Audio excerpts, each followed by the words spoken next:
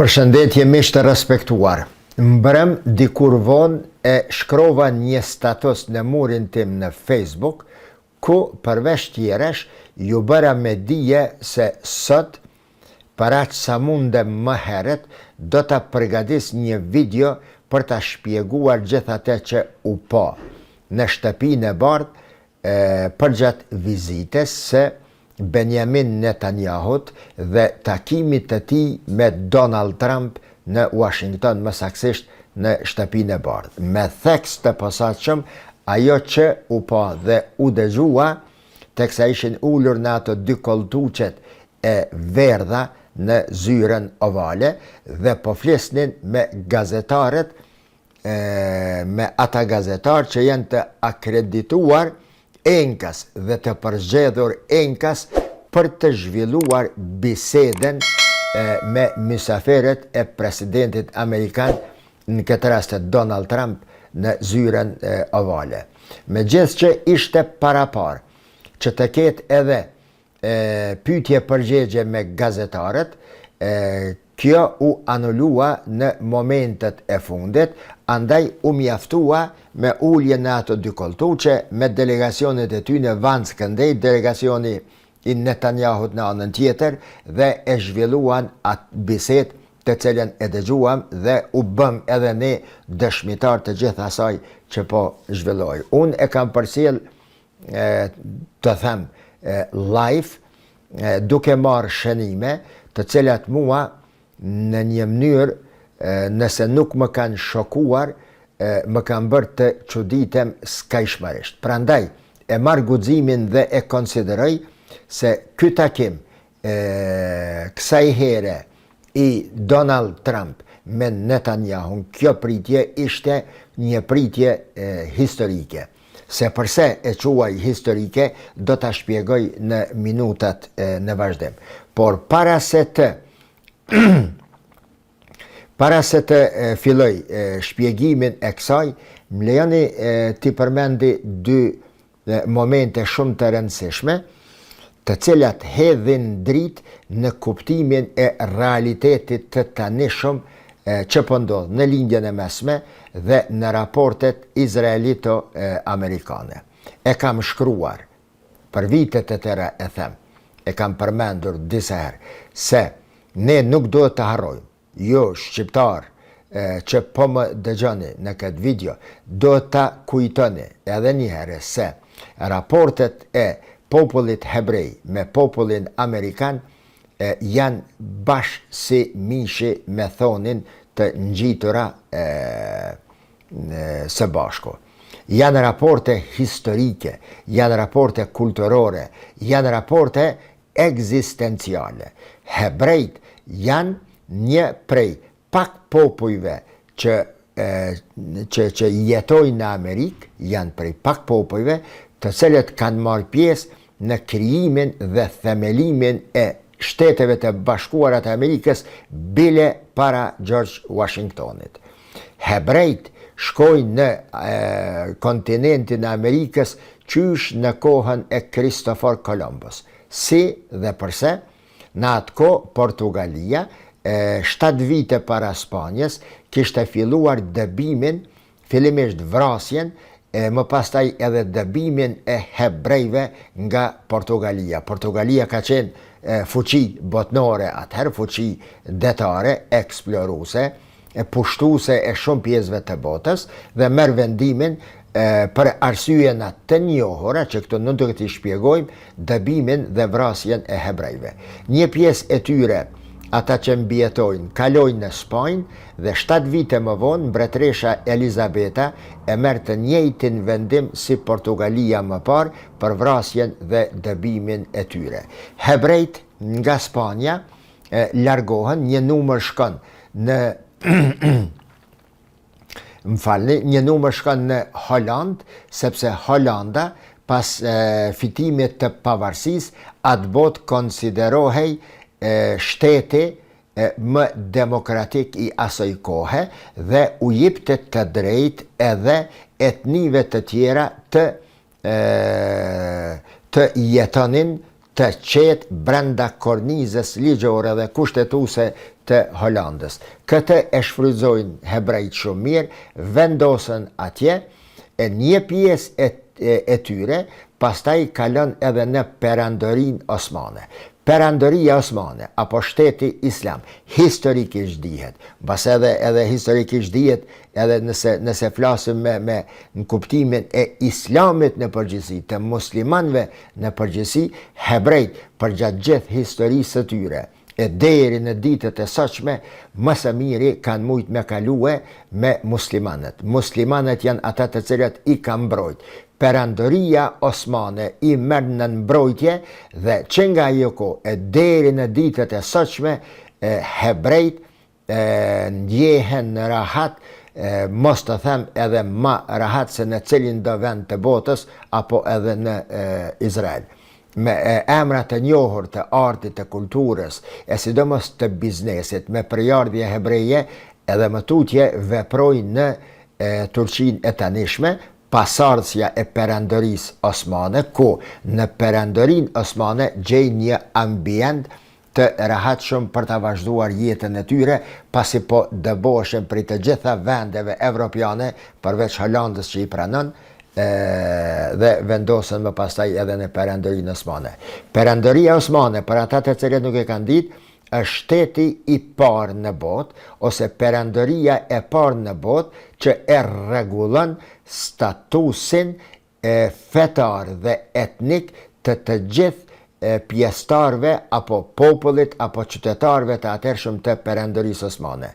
Në kohën e perandorisë osmane, ortodoksëve, Rusis i jepet e drejta e interesimit dhe për kujdesjes ndaj ortodoksëve të krishterëve aty, më pastaj edhe disa vendeve evropiane ju jepet e drejta që të kujdesen dhe mbështesin për të krishterët e konfesioneve të tjera, ndërsa për hebrejt mbështetet perandoria, shteti Stambolli, sultani, kryeministrat e Turqisë në mënyrën që asnjëherë dhe në asnjë vend tjetër në botë hebrejt nuk kanë kaluar më mirë. Nga kjo kohë, kur hebrejt dëbohen nga Evropa, një pjesë në Spanjë, një pjesë në perandorinë osmane dhe një pjesë tjetër shkon në Amerikën, në kontinentin e Amerikës. Këta që shkojnë në kontinentin e Amerikës në fakt i dërgojnë atje për t'i vrarë më pastaj. Si ashtu, pas sukseseve të Vasco da Gamës portugez, i cili po sillte erza gurë të çmueshëm nga India dhe Azia e largët dhe arkipelagu Malaj, Elizabeta, mbretëresha e Spanjës, bile djali i mbretëreshës, e financon dhe kërkon nga Kristofor Kolombo, një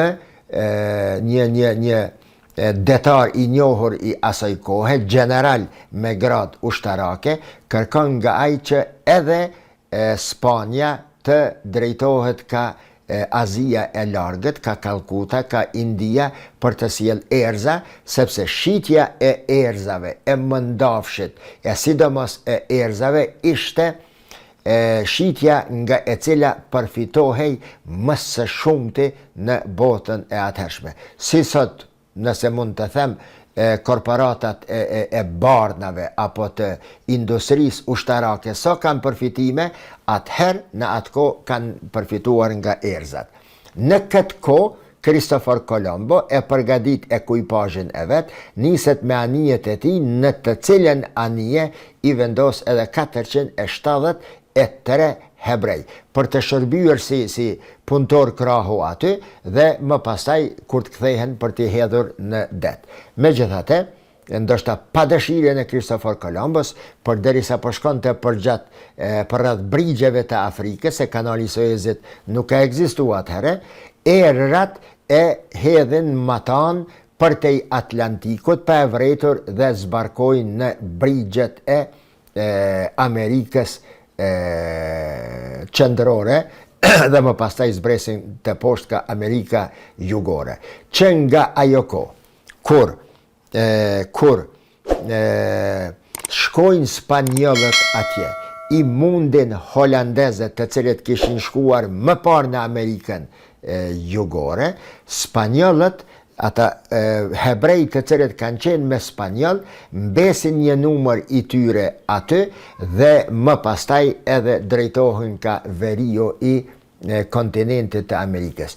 Që nga ajo kohë, hebrejt kanë marrë pjesë në ndërtimin dhe krijimin e Shteteve të Bashkuara të Amerikës, bile shumë kohë edhe para George Washington.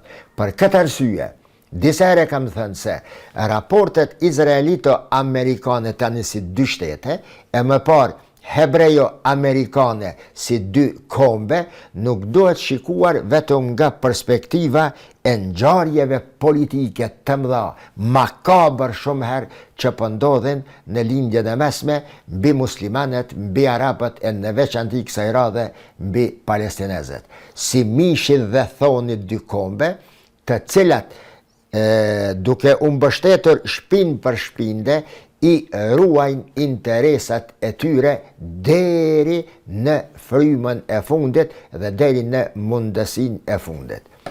Këto raporte amerikano-izraelite me kalimin e kohës shkojnë sa forcohen, natyrisht edhe pas kontributit të hebrejve që ishin të aftë në financa dhe ekonomi për ta nis ndërtimin ekonomik të Shteteve të Bashkuara të Amerikës. Bankat e para qelen nga hebrejt, kamata fillon të përdoret nga hebrejt, të cilën kamat e përmend Kurani që ju kishte thënë hebrejve, po gaboni e po e përdorni në jetën tuaj. Ja beni Israil adhkuru ni'mati allati an'amtu aleikum, o hebrej, kujtoni, o beni Israil, kujtoni nimetet e mia të cilat ja u kam dhënë. Nimet të cilat interpretohen në mënyra të ndryshme, por disa komentatorë të Kuranit thonë se fjala është për dy gjëra, për dërgimin e pejgamberve të shumt aty dhe për ruajtjen e tyre nga shfarosja, dy nimete të mëdha. Kujtoni këto nimete, mos bëni zullum në tokë, mos bëni çorodina në tokë, mos bëni të liga në tokë, sepse Allahun tuaj do të hidhroni dhe më pastaj do të përjetoni një jetë përderisa të jeni gjallë, një jetë traumatike dhe kur rahat nuk do të jeni. Se a është duke u implementuar ky ajet apo jo, vlerësoni edhe jo vetë, duke shikuar në jetën e Izraelit edhe pas themelimit të tij dhe në jetën e hebrejve, të cilët gjithmonë janë detyruar të migrojnë prej një vendi në një vend tjetër për të mbjetuar, gjithmonë kanë qenë të ndjekur. Andaj edhe kërkesa ime drejtuar dy kryeministrave, Ramush Haradinaj dhe Albin Kurti, që të futet lënda e historisë hebreje në njërin nga katedrat e historisë apo sociologjisë në universitetet tona, do të ishte në dobin e studiuesve tanë, sepse do të mësojnë një histori shumë të çuditshme. Nuk po flas nga perspektiva islame, apo cilësimin e tyre të lig, gjakatar, vrasës, apo diçka të tillë, jo. Të mësohet një histori e çuditshme e papërsëritur, që nga koha e Davudit a.s. dhe deri në ditët e sotshme. Mund të nxirren mësime aty, sepse Kurani historin e përshkruan si një shkencë, nga e cilat dohet të mirën mësime e jo të tregohen pralla aty se me një plumb i vrajti 7 diçka të ngjashme apo me një shpati ka vrarë 300, si shpjegohet historia e Skënderbeut e stërmadhuar dhe e deformuar deri në përmasa të karikaturës. Pra, kështu dohet shikuar raportet amerikano-hebreje. Aq më shumë pas luftës së dytë botërore, kur Amerika i dëbën kolonizatorët e deri atëhershëm Britaninë dhe Francën nga lindje e mesme, siç i kishte dëbuar më parë sipas doktrinës James Monroe, e spjegova dje, nga Amerika Latine dhe më pastaj pas luftës së dytë botërore, Shtetet e Bashkuara të Amerikës bëhen administratori i vetëm si dëshirojnë vetë në lindjet e mesme. Krijohet shteti i Izraelit dhe krijohet në atë mënyrë në kërthizën e botës për ta sjellë lindjen e mesme në këtë që shihet sot. Nga cepi më i largut i Marokut në Atlantik e deri në arkipelagun e Malajit, apo të jam ma isakt, deri të kufit e Pakistanit që puqen me Kinën, kejt këtë ngjarje aty mund të konsiderohen si rezultat i ekzistimit të Izraelit në atë që quhet kërthiza e botës. Vetëm në këtë mënyrë, vetëm në përmes ekzistimit të Izraelit, a unë personalisht nuk jam kundër ekzistimit të Izraelit, nuk jam kundër shtetit në të cilin duhet të jetojnë hebrejt, por jam kundër politikave të cilat i ka udhëhequr her pas here administratat e ndryshme izraelite e në veçanti në raport me palestinezët. Mohimi i tyre për palestinezët që të kenë shtetin e tyre është mohim i padrejt. Është padrejtësi e madhe që është duke u bërë mbi një popull heroik nga një perspektiv dhe një popull viktim e konstelacioneve të imponuara në lindjen e mesme. Sepse vetëm kështu, lindja e mesme vazhdon edhe më tutje të eksploatohet dhe të mbahet lartë sikur ujqit kur e kanë lëkurën e kingjit në hava duke e shkoqur, lindja e mesme edhe më tutje mbahet kështu. Këtë që e thash në fund, le të mbetet edhe përgjigje ndaj disa të cilët nuk i kuptojnë as raportet në marrëdhënie ndërkombëtare, as historinë e popujve të regjioneve dhe thonë se arabët nuk po dinë, janë vritën mes vete, nuk dinë me menaxhu shtetet, se janë kështu. Jo, arabët mund ta kenë vetëm një faj këtu, një gabim. Janë larguar nga ajo, nga ai i cili i ka bashkuar dhe i ka bërë një kohë perandori dhe civilizim. Janë larguar nga mësimet e vërteta të Kur'anit, keq interpretimet e Kur'anit, ndarja në sekte të ndryshme, në medhhebe të panumërta, pastaj krijimi i një armiqësie midis sunnitëve dhe shiitëve, sa për fajin e tyre, sa nëpërmes ndikimeve nga jashtë, e ka sjell botën arabe këto që të konsiderohen sot arabët nga ata të cilët nuk i njohin këto gjëra se janë popull të prapambetur. Arabët 1000 vjet e kanë udhëhequr botën, kanë qenë perandori, dinastit e tyre i kanë dhënë njerëzimit më shumë se çdo kom tjetër në botë. Zbulimet e mëdha në logjik, në filozofi, në optik, në matematik, në kimi, në fizik, në teknologji të asaj kohe, letra, përpunimi i letrës, shtypshkronje, të gjitha ato janë produkte të atij civilizimit të cilën e kanë udhëhequr arabët. Gjithsesi, shikuar nëse i kemi këto parasysh, vizitën e Netanyahut të djeshme në shtëpinë e bardhë mund ta kuptojmë më lehtë. Mund ta kuptojmë se përse Donald Trump, pasi futet Netanyahu në shtëpinë e bardhë, fillon së bashku duke i shikuar dhe komentuar fotografitë e varura në muret e shtëpisë së bardhë, e sidomos në zyrën ovale, fotografi ku janë Trump dhe Netanyahu apo president të tjerë me kryeministrat e Izraelit. Diçka e pazakontë. Por që jep një mesazh shumë të mirë dhe ky mesazh mund të kuptohet nga perspektiva e shpjegimit të cilin unë sapo e bëra në lidhje me historinë hebrejo amerikane dhe izraelito SBA më pastaj. Nga kjo perspektivë kuptohet edhe më mirë, hidhet dritë e mjaftueshme për të sqaruar raportet e nishme dhe gjithë ato që i dëgjuam atje, edhe kur e kemi parasysh se Izraeli, apo nëpërmes Izraelit, mbrohen fuqishëm deri në pikën e fundit interesat amerikane, jo vetëm në lindjen e mesme, por në çdo cep të botës. e falenderoj Allahun e madhreshëm. E falenderoj Allahun e madhreshëm, që fillimisht ma ka dhënë mundësi që të jetoj në ato pjesë të botës, e duke jetuar në ato pjesë të botës, të lexoj vazhdimisht, të komunikoj qoftë në përmes rreshtave, qoftë në përmes mes rreshtave, qoftë edhe fizikisht me njerëz të mëdhenj të lindjes e mesme për të kuptuar.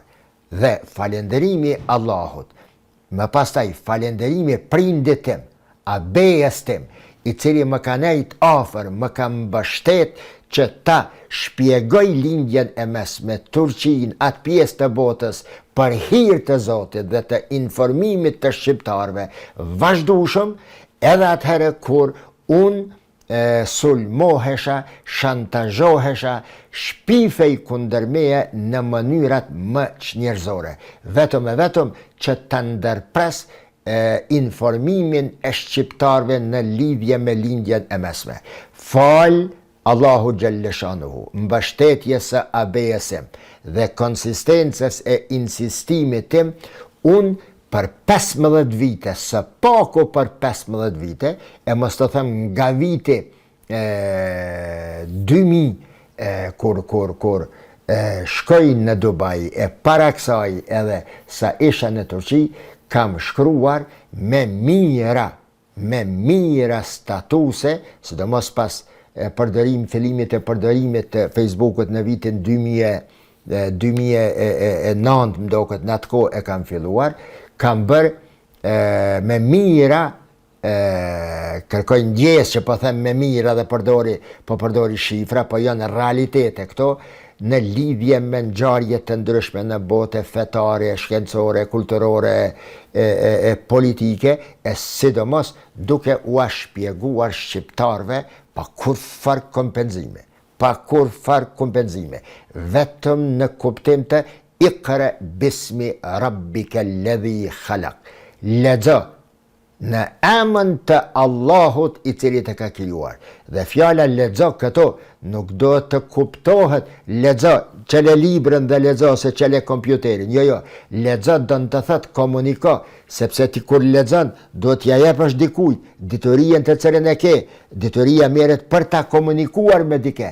Pra, krijo kontakte, shpjegoj njerëzve atë të cilën ta ka dhënë Zoti dhe të cilën e ke mësu dhe duhet ta mësosh vetëm për hir të Zotit dhe jo për ndonjë qëllim të ulët apo për ndonjë përfitim të ulët në dëm të tjerëve. Gjatë gjithë kësaj kohe, nëse e shikojmë veç Facebookun, në baza mujore mund të them se kam shkruar që aty midis 40-50 statuse, e 50-60 statuse, shkrime, analiza në muaj, të them, 12 muaj, 650, 10 vjetë bojnë 6.000, 15 vjetë bojnë 9.000, 10.000 shkrime, statusa, komente, të cilat zakonisht i bëj bajagit gata, thuaj se sa statusi, krejt këto në emën të informimit dhe ndarjes së njohurive, përvojave të mia që i ka marrë përgjatë jetës. Folur me terminologjin islame, dhënien e zeqatit të dijes që Allahu më ka udhëzu ta përfitoj me djers dhe me mund e me përvoj përgjatë jetës sime. Pra, shpjegimet e mia përgjatë këtyre 2 dekadave, fal Allahut të madhreshëm, i kanë mbjetuar dhëmbit të kohës, intrigave, shantazheve, kërcënimeve, këshillave, qëllimkeqe që të mos komentoj. Andaj e marr guximin dhe të them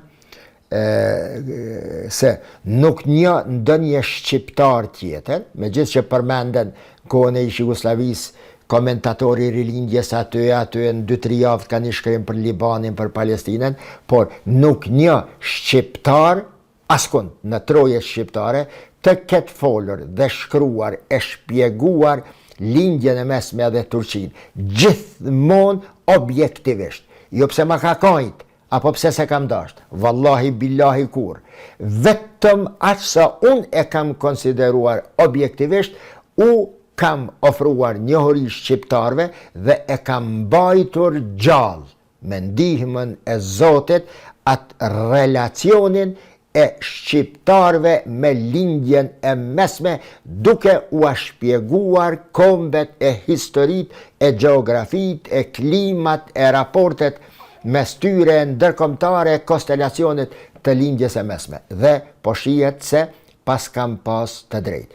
Ja pra, tash ka ardhur koha që çdo shqiptar ta kuptoj atë që e kam thënën me vite të tëra dhe para shumë vite, se lindja e mesme, si kërthiza e botës, është e regioni nga ku lindin ngjarjet e mëdha dhe të cilat prekun çdo cep të botës, edhe ne shqiptarët.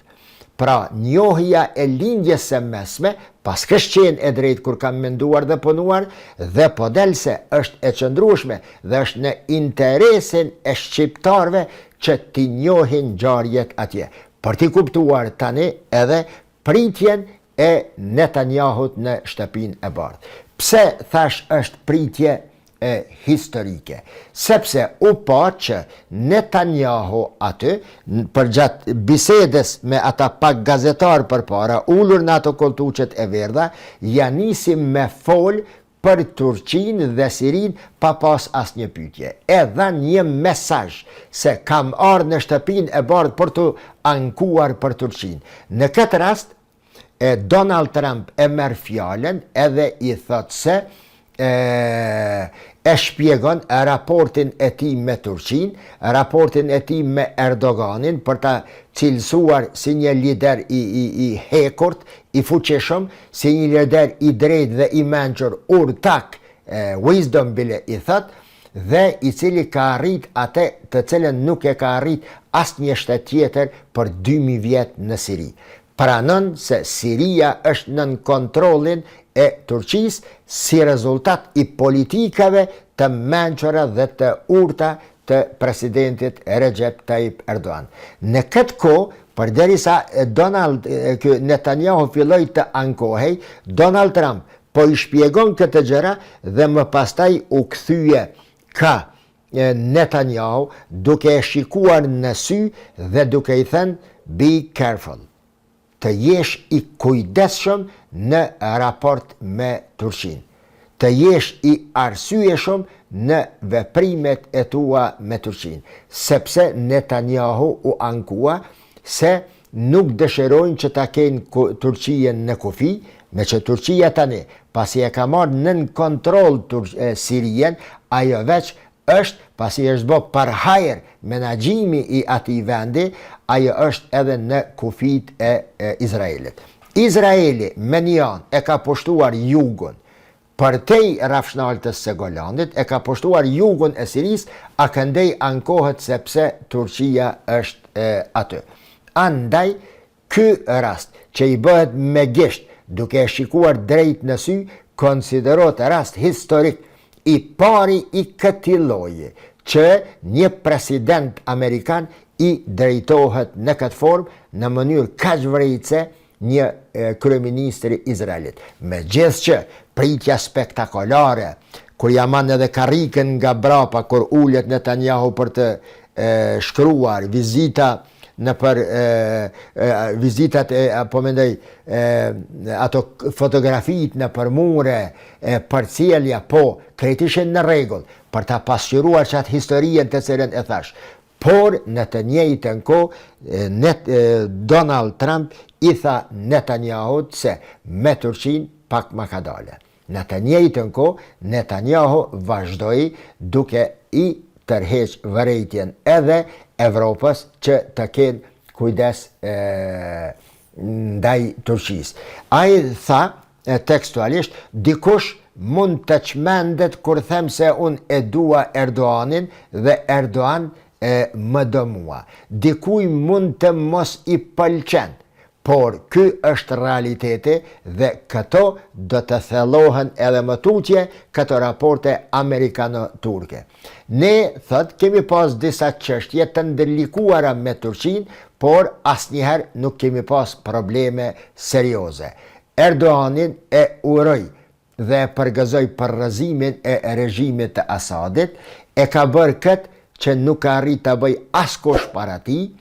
Trump më pastaj tha se Erdogan është përsëris një lider i fortë, po mundohem me citu këto, dhe ka bërë diçka që nuk ka bërë askush në 2000 vjet e fundit. Thjesht marrja nën kontroll, siç e ka marrë nën kontroll Turqia Sirin. Netanyahu në këtë kohë u mundonte ta zhbënte biseden, ta dezorientonte biseden, por nuk arrinte. Në çështjen e Gazës, edhe po mpyesin miqtë e mi, në çështjen e Gazës, ajo që është për të ardhur keq, për të ndjetë trishtim, dhimbje, vaj ndonjëherë, lot që nuk po përmbahen ndonjëherë nga ajo që po shohim dhe po dëgjojmë për Gazën heroike. Donald Trump tha tekstualisht: po punoj me përkushtim dhe krejt çka dëshiroj është që populli i Gazës të transferohet nga aty në një vend tjetër. Ajo që më preki edhe më shumë se kaq ishte kur tha se jemi marrë vesh me disa vende arabe dhe këto vende kanë pranuar që ti pranojnë palestinezët të cilët do të largohen nga aty, që është një tragjedi, një egzot biblik, ta quaj me këtë jargonin shqip, një egzot biblik. Bile bash egzot biblik. Para do kohë, para një 3-4 vite, po e shoh një video, disa ushtar izraelit të ndalë aty dhe ka kalon të kolona e grave e fëmijëve rrugës duke shkuar nga veriu të poshtë, herë veri jog veri të bajt palestinezët e mirë. Disa ushtar aty thanin se tani po hakmiremi ne, në erdhë rastit të hakmiremi, dhe kjo është natësia jonja e veçantë që u anxerum hakun arabëve kur ata dikura i kishin dëbuar hebrejt nga Egjipti. Në raport me Iranin, edhe kjo është shumë e rëndësishme, Donald Trump tha se kemi probleme serioze, natyrisht të Netanyahu u mënejke me nëzit mohabetin, edhe tha se megjithatë ne po bisedojmë. Do të flasim ditën e shtunde, dhe nëse të shtunën Irani nuk e pranon marrëveshjen që i ja kemi propozuar, do të gjej Iranin një katastrofë e vërtet që nuk e kam përjetuar asnjëherë më parë. Në pyetjen se përse Rusisë nuk i janë vënë tarifa sikur dhe Evropës dhe vendeve të tjera, ai tha, e arsyetoj, për shkak se nuk kemi kurfar tregtie me Rusinë. Dhe për fund, që do ta bëj një video sot me izën e Allahut, çfarë është shansa e një lufte frontale midis Turqisë dhe Izraelit? Po ju them me plot bindje. Nëse Donald Trump nuk ndërhyn në mënyrën që shdin me ndërhyje Shtetet e Bashkuara Amerikës, nëse e ka fuqin e mjaftueshme për ta ndalë dhe parandaluar rrjedhën e ngjarjeve në Siri midis Turqisë dhe Izraelit, unë e them botërisht se është e pashmangshme një luftë frontale midis Turqisë dhe Izraelit. Dhe kjo luftë do të jetë katastrofike. Përse e them këtë në videon e radhës, sot do të bëj, e sante nëse arri me këtë internetin tem si të breshkës, do të postoj dikur natën vonë. Deri atëherë, mirëmbëçi, wassalamu alaikum wa rahmetullahi wa barakatuhu. Qofshi në mëshiren dhe udhëzimin e Allahut të Madhërisht.